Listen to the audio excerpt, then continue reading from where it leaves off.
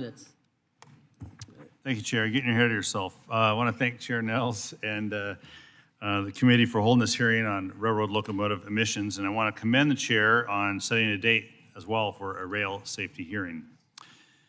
Now that the NTSB has released its report after the Norfolk Southern derailment in East Palestine, Congress has to act on NTSB's recommendations to enhance rail safety.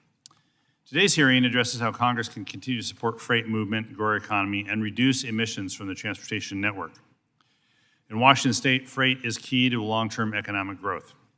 Nearly 1 in 2 jobs statewide is freight dependent, with almost 40% of states' wages generated by freight-dependent industries.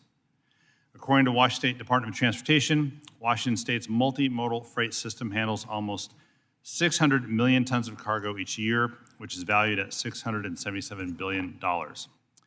In 2022, 15% of freight tonnage was moved by rail in my state, including through rail yards in Everett and Bellingham in my district.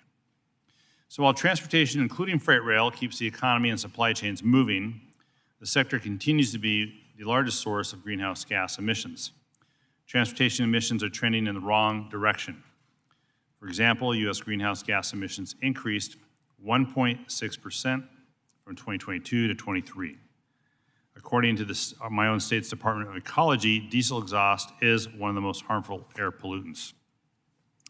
Diesel exhaust puts healthy people, including more than 4 million people who live and work near diesel emission sources in my state, at risk for respiratory diseases and complicates health conditions for people with asthma, heart, and lung disease. And some of this was running through my mind on Saturday when a diesel locomotive was parked just below my place in Everett, Washington, and spit out diesel emissions for 7 straight hours. Thankfully, Washington State's a leader on reducing emissions in transportation. In 2020, Washington enacted its motor vehicle emission standards law, which is helping increase the number of zero-emission vehicles on state roads.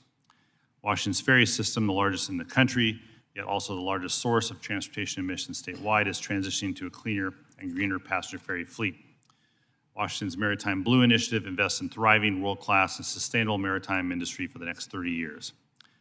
For example, my state's work on maritime batteries resulted in a brand new Corvus energy facility at the Port of Bellingham, which opened last year. Corvus's expansion in Northwest Washington State illustrates the growing regional and global demand for hybrid power and zero-emission energy solutions to transportation needs. Washington State expects to meet its emissions goals for 2030, but more needs to be done to reach our 2040 and 2050 goals for a cleaner and greener future. Congress and the administration want to be partners in this. Thanks to the BIL, communities in my district and in districts across the country are investing in a cleaner and greener future. Last month, the U.S. DOT awarded the Port of Bellingham a nearly $18 million raise grant to modernize a shipping terminal site, returning the site to a fully functioning multimodal terminal with more efficient loading and unloading of rail cars on the terminal, an investment that will reduce emissions while keeping supply chains and the maritime economy moving in Northwest Washington and the West Coast.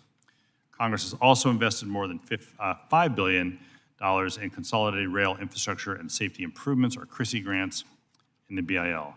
These grants can be used to purchase updated rail locomotives, and short-line railroads can directly apply for grants rather than going through public agencies or entities.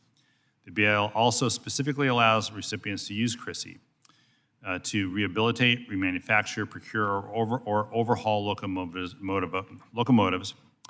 provided that such activities result in a significant reduction in emissions.